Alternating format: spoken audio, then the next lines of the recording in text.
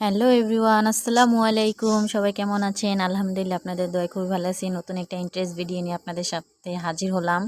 তো এখানে দেখতেই পারতেছেন আমি কি রান্না করব, কেউ কি আইডিয়া করতে পারবেন কিনা বলেন। তো এখানে আমি এই যে আজকে চিতই পিঠা ভাজবো ইটের চুলা। ওই দিন ইটের চুলা রান্না করছি, অনেকে অনেক ভালো ভালো কমেন্ট করছেন, অনেক পছন্দ করছেন আমার ভিডিওটা, তাই আরেকটি নতুন ভিডিও নিয়ে চলে আসছি। আজকে আমি এই যে খোলা দিয়ে পিঠা ভাজবো। এখন তো ভাইরাল সব জায়গায়, এখন মেয়েরা বলেন উদ্যোক্তা, মানে ছেলেরা মেয়েরা সবাই উভয় পক্ষে এই যে পিঠা, হাঁসের মাংস এগুলা বিক্রি করতেছে, সবাই ভাইরাল হয়ে যাইতাছে।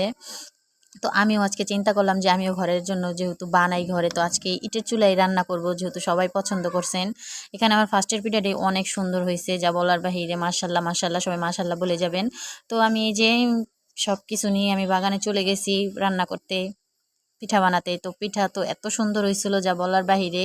তো ওইখানে বসে বসেই আমি সব কিছু এত সুন্দর করে জাল দিতাছি, বানাইতাছি। আমার কাছে খুবই ভালো লাগছে। শর্টকাটে আমাদের চিতই পিঠা আমরা ঘরে সুন্দর করে খাঁচে বানাই, যে পাঁচটা যে পাঁচ রকমের পাঁচটা পিঠা হয়, যে ওই ওই খাঁচ দিয়ে আমি পিঠা বানাই। তো আজকে আবার এই খাঁচ ছিল, তাই এই খাঁচ দিয়ে পিঠা বানাইছি। এখানে আমি গরম গরম পিঠা ভাজতাছি, আর আমার শাশুড়ি আম্মা এখানে মুরগির মাংস দিয়ে আর সরিষা ভর্তা দিয়ে পিঠা খাইতেছে গরম গরম, আমি ভাজতাছি আর সে খাইতেছে। তো এটা তো আরও বেশি ভালো লাগার একটা বিষয়।